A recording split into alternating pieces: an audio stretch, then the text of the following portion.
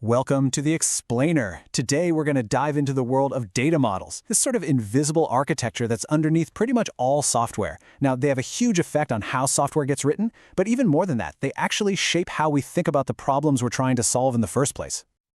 And this quote from Wittgenstein really hits the nail on the head. A data model is a lot like a language. It gives us the vocabulary, the grammar for telling our data's story. It sets the rules for what we can express, the kinds of questions we can ask, and yeah, it ultimately sets the boundaries for what our software can even do. Think about it like this. Most software is built in layers. Right at the top, you've got the real world. Now, as a developer, you try to represent that reality in your application code. To save that data, you have to translate it into a data model, tables, documents, whatever. And way down at the bottom, the database is figuring out how to cram all that into bytes on a physical disk. Each layer is designed to hide the complexity of the one below it, which lets us just focus on our little piece of the puzzle. So here's our game plan for today. We're going to follow the story of how these models evolved. We'll start in the superstructured world of SQL, then see how the whole NoSQL movement came about as a reaction. We'll look at the tricky problem of complex relationships, and then we'll dive into the web of data with graph models. And finally, we'll figure out how you can choose the right model for your project. So let's get started with the one that really kicked it all off. Okay, so for a really long time, we're talking like 3 decades, starting in the 80s, there was basically one king of the castle, the relational model. And you've almost certainly heard of its very famous query language, SQL. The story really gets going back in the 70s. There were these early models, like the hierarchical model, which was kind of like a rigid family tree.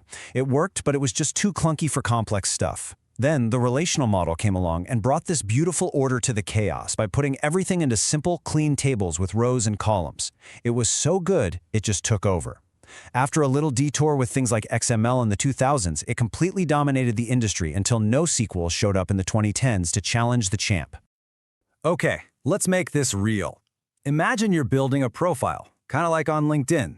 In the relational world, you don't just dump all that info in one place. Nope. You shred it into pieces. The basic user info, that goes in a users table. Their jobs, that goes in a positions table. Their schools go in an education table. You get the idea. All these separate tables are then linked together with a special ID, in this case, the user ID. This is called a foreign key, and it basically acts like a trail of breadcrumbs, so the database knows how to stitch the full profile back together whenever you ask for it. But this whole shredding thing, as powerful as it was, became a real headache for developers. It just felt unnatural. And that feeling of frustration is exactly what led to the rise of so-called NoSQL databases, especially the document model. And this headache actually has a pretty fancy name, the Object Relational Impedance Mismatch. It sounds complicated, but the idea is simple. In your application code, a user profile is probably a nice single object. But in the database, it's scattered across all those different tables. So you need this awkward, clunky translation layer to go back and forth. This is usually handled by a tool called an ORM, an Object Relational Mapper, that does all that tedious busy work for you. Document databases came along and solved this with a beautifully simple idea. They said, hey, instead of shredding the data, why don't we just store the whole profile in one single self-contained document, usually in a format like JSON. And what's great is that this JSON structure perfectly mirrors the object you're already using in your code. The translation layer? Poof, it's gone. Now this approach has some really big advantages. First is locality.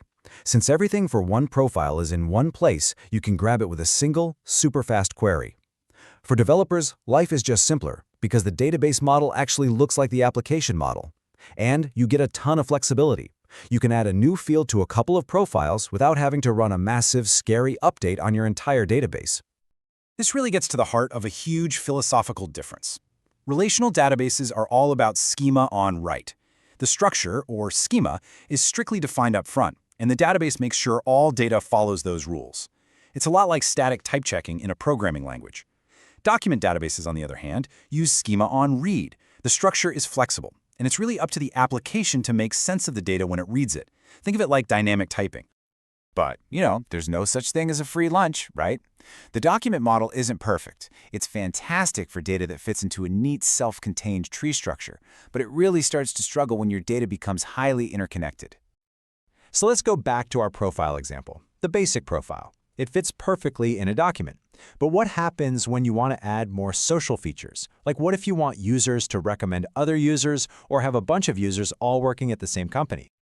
All of a sudden, you have these many-to-many relationships popping up all over the place. A user can recommend lots of people, and they can be recommended by lots of people.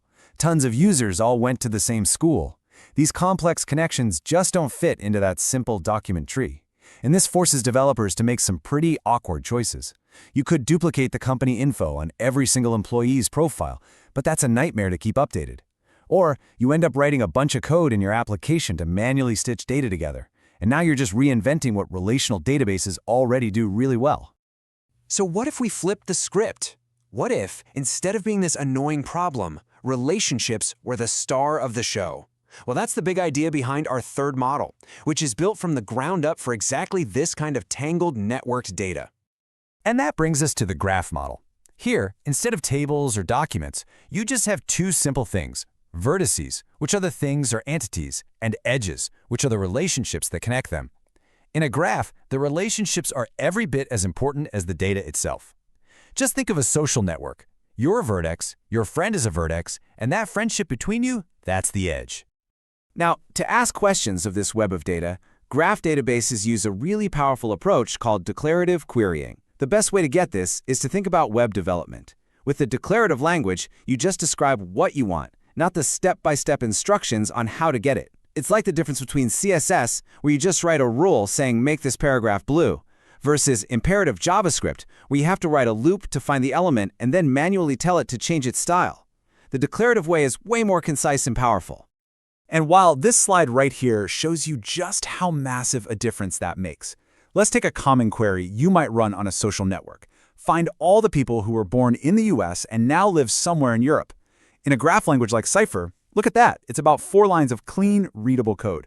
Now look at the SQL version. To do that same kind of traversal, it takes a crazy 29-line recursive query. That is the power of using a model and a language that are actually designed for the problem you're trying to solve. So, after this whole journey through relational, document, and graph models, which one's the best? Well, as you've probably guessed by now, the real answer is, it depends entirely on the story your data is trying to tell. And this leads to a really important idea in modern software design called polyglot persistence. It sounds fancy, but the idea is simple. A single application can, and often should, use a mix of different data models. It means using the right tool for the right job. You might use a relational database for your critical user accounts, a document database for blog posts, and a graph database for your recommendation engine, all in the same app. Now, this does add some complexity to manage, but the payoff is getting the best possible tool for each part of your application. So here's the cheat sheet, right? The big takeaway.